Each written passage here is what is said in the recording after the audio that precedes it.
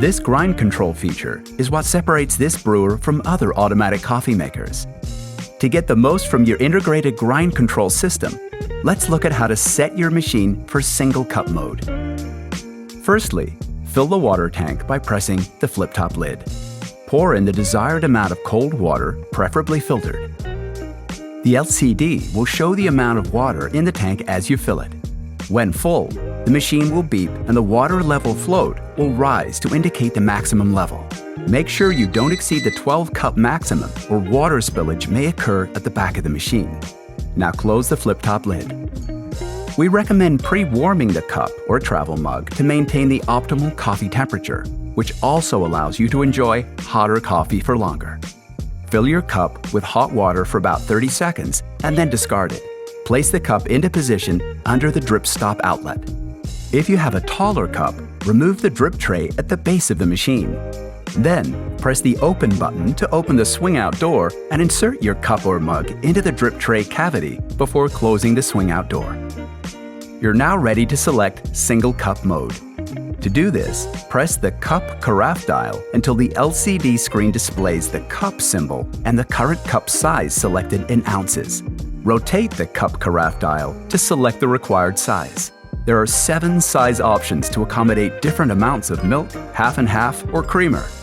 Remember that the amounts displayed on the LCD are only approximations, and these will vary depending on the type of filter used, the coffee grind size and amount, the roast, blend and freshness, plus if it's pre-ground coffee being used.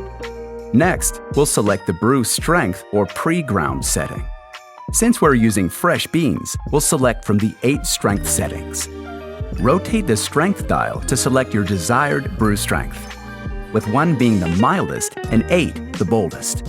Today, we'll start at 4, which we recommend for medium strength coffee. Now that's set, press the Start Cancel button. The grinder will commence grinding the correct amount of coffee for the selected brew size and strength.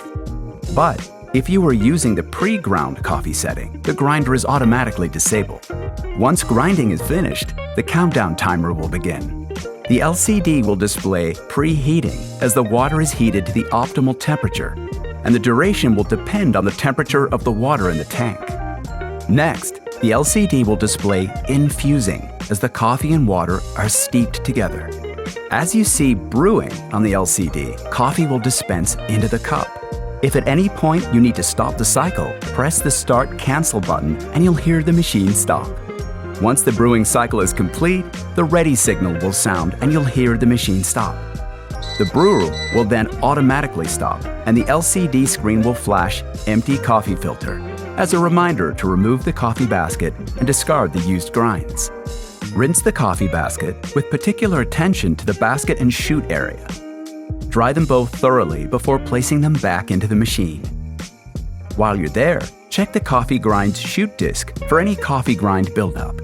If you see any, brush the disc with the cleaning brush located beneath the hopper and then wipe the disc dry with a soft damp cloth.